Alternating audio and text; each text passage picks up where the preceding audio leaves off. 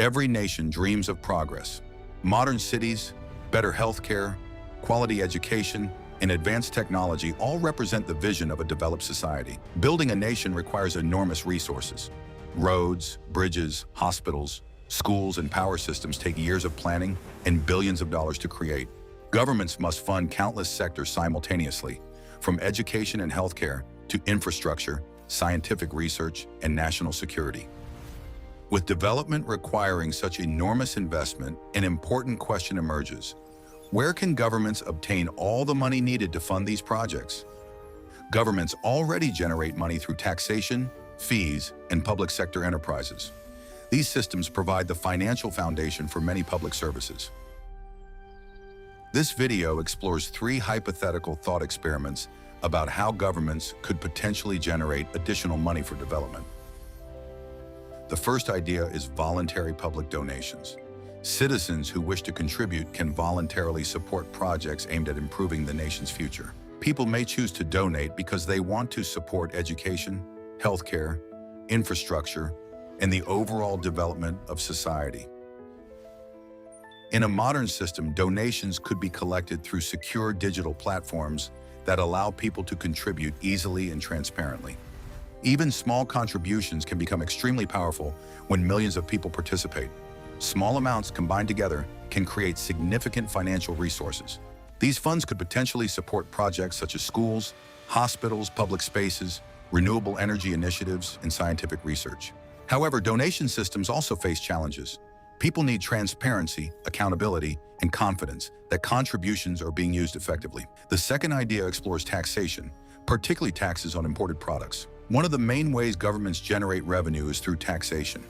Taxes collected from different sectors help fund public services and national development. Some taxes are applied to imported goods that enter a country.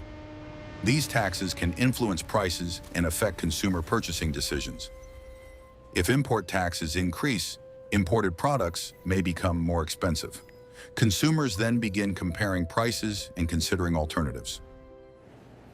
In this hypothetical scenario, some consumers may choose locally manufactured alternatives if they are less expensive than imported products. If demand for domestic products increases, local industries may expand production, invest in growth, and potentially create new opportunities. As businesses produce goods and consumers make purchases, money moves between industries, workers, and services, creating economic activity within the country. In this theoretical scenario, taxes and economic growth could generate additional revenue that may be used to support national development projects.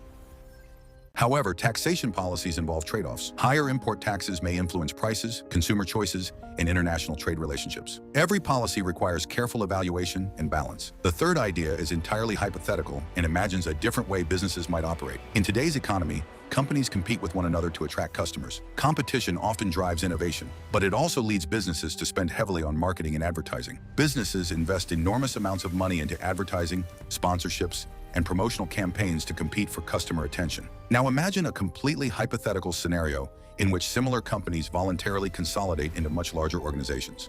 This is simply a thought experiment exploring a different economic structure. In this imagined scenario, if companies no longer compete in the same way, they might spend much less on advertising, leaving more financial resources available. If operating costs decrease while production continues, companies could potentially retain a larger share of their earnings. This is a simplified illustration for discussion. In this hypothetical model, after covering salaries, operations, and other essential expenses, a negotiated portion of the remaining profit could be directed toward national development. Any such arrangement would require careful negotiation to balance the interests of businesses, employees, investors, consumers, and the government. If a system like this could ever be designed fairly and managed effectively, it might provide additional resources for long-term national development.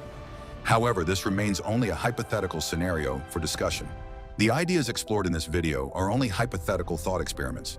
Every approach to raising public funds has potential benefits, challenges, and trade-offs that require careful consideration. So, how should governments generate money for future development?